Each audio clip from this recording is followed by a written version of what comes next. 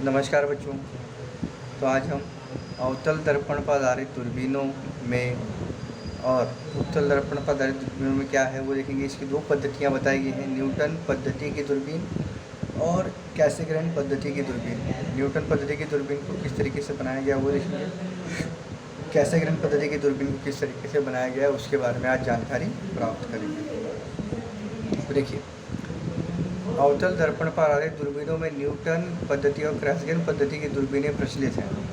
आकृति 18.2 में दिखाए अनुसार न्यूटन, ये वाला डायग्राम है, ये न्यूटन वाला है। न्यूटन पद्धति की दूरबीन में अंतरिक्ष से आने वाली प्रकाश किरणें अवतल दर्पण से क्या होती हैं, परावर्तित होती हैं। ओके, और इन परावर्तित किरणों के दर्पण के नाभि के पास अभिसरित होने के पहले एक समतल दर्पण उनका मार्ग परिवर्तित करता है। पहले एक समतल दर्पण उनका मार्ग परिवर्तित करता है। इस कारण ये किरणें दूरबीन के बेलन की लंब दिशा में एक ही बिंदु पर एकत्रित आती है।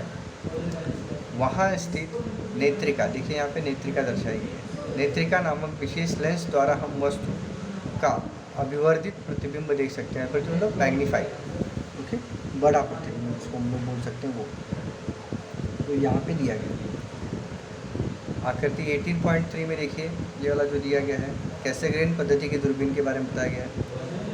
कैसेग्रेन पद्धति में भी अवतल दर्पण का ही उपयोग किया जाता है, परंतु यहाँ अवतल दर्पण से परावर्तित होने वाली किरणें एक उत्तल दर्पण द्वारा पुनः अवतल दर्पण की ओर परावर्तित होती है।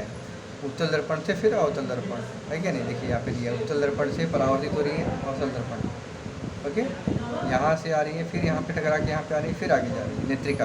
क्लियर। यहाँ पे उत्तल और अवतल दोनों दर्पण का उपयोग किया गया है। दोनों प्रकार के दर्पण यहाँ पे दिखाए गए। तो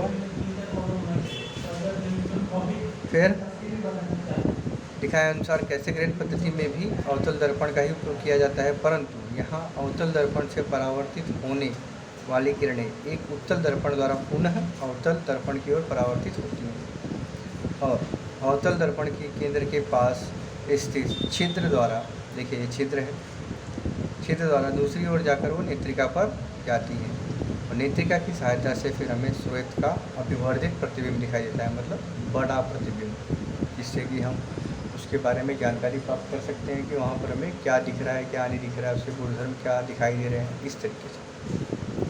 तो देखिए, आपको डायग्राम दिया गया है।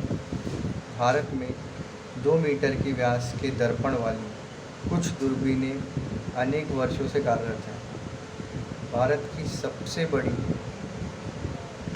3.6 मीटर व्यास की दूरबीन नैनीताल के आर्यभट्ट प्रेक्षण विज्ञान संशोधन संस्थान में रखी गई। यह एशिया में दृश्य प्रकाश की सबसे बड़ी दूरबीन, मतलब बहुत ही बड़ी दूरबीन एशिया में। ओके, ये आपको दिखाया गया।